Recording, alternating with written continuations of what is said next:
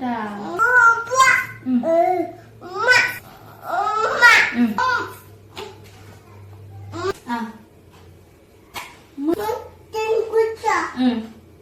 இன்னைக்கு முறுக்கு செய்யாம என்னை விட போறதில்ல போல. இன்னைக்கு முறுக்கு செய்யணும்னு முடிவு ஆயிடுச்சு. நான் எப்படி செய்ய போறேன் அப்படின்றது உங்க கூட ஷேர் பண்ணிக்கிறேன்.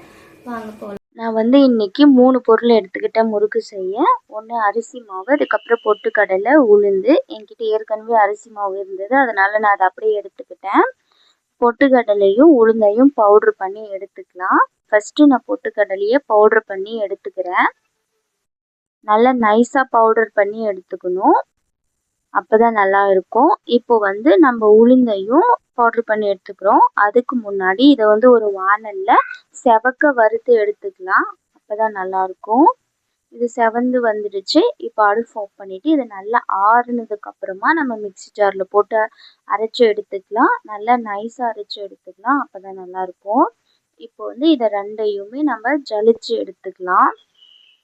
நம்ம ஜலிக்கும் போது இதில் இருக்கிற ஒரு சில திப்பி அந்த மாதிரி இருக்கிறதெல்லாம் வெளியே வந்துடும், அதனால தான் சலிச்சு எடுத்துக்க போகிறோம்.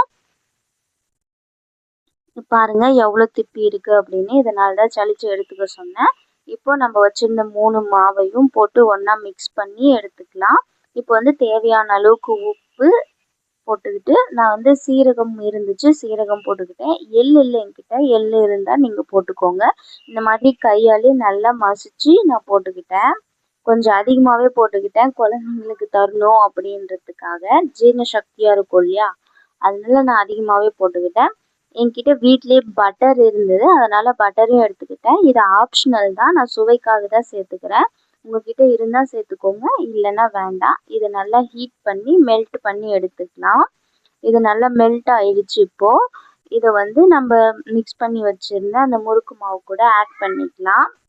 இப்போ இதை நல்லா மாவு கூட மிக்ஸ் பண்ணிட்டதுக்கப்புறமா நான் சுடு தண்ணி ஆட் பண்ணிக்க போகிறேன்.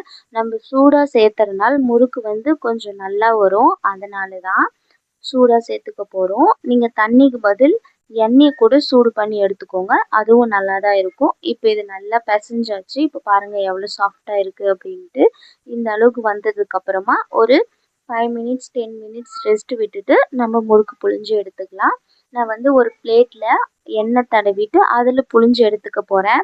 டைரெக்டாக எண்ணெய் பாத்திரத்தில் புழிஞ்சு எடுத்துக்கிற அளவுக்கு எனக்கு எக்ஸ்பீரியன்ஸ் இல்லை, அதனால நான் பிளேட்டில் புழிஞ்சிக்க போகிறேன். இன்றைக்கி இந்த ஸ்டார் அச்சில் தான் நான் நல்லா ஃபிக்ஸ் பண்ணதுக்கப்புறமா நம்ம ரெடி பண்ணி வச்சுருந்த அந்த முறுக்கு மாவை இது கூட ஆட் பண்ணி நல்லா க்ளோஸ் பண்ணி எடுத்துக்கலாம்.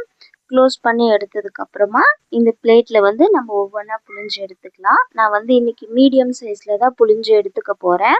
உங்களுக்கு பெரிய சைஸ் வேணும்னாலும் எடுத்துக்கோங்க, இல்லை சின்னது வேணும்னாலும் எடுத்துக்கோங்க. எனக்கு இந்த சைஸ் போதும், அதனால நான் இந்த அளவுக்கு புழிஞ்சு எடுத்துக்க போகிறேன். இப்போ அவ்வளோதான், நான் ஆல்மோஸ்ட் எல்லாத்தையும் புழிஞ்சு எடுத்துக்கிட்டேன்.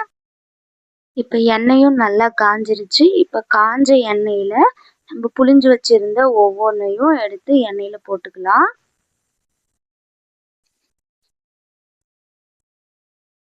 லோ ஃப்ளேம்லேயே வச்சுக்கோங்க அடுப்பை, அப்போ தான் நல்லா இருக்கும், இல்லைன்னா தீஞ்சிடுவோம். இப்போ எல்லாத்தையும் நான் எண்ணெயில் போட்டுட்டேன். இப்போ பார்த்தீங்கன்னா நல்லாவே தெரியும், நம்ம ஃபஸ்ட்டு போட்டதுக்கும் இப்போ பார்க்குறதுக்கும் அந்த கொதித்தன்மை நல்லா அடங்கியிருக்கு.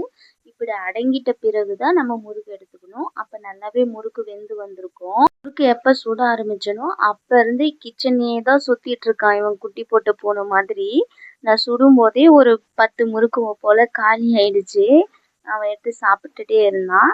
இப்போ பாருங்க, இப்போ நம்ம செஞ்சு வச்சிருந்த முறுக்கும் நல்லாவே ரெடி ஆயிடுச்சு. பாருங்க எவ்வளோ அழகா வந்திருக்கு அப்படின்ட்டு. இப்போ நம்ம பிசைஞ்சு வச்சிருந்த எல்லா மாவையும் நம்ம எல்லாத்தையும் போட்டு எடுத்துக்கலாம்.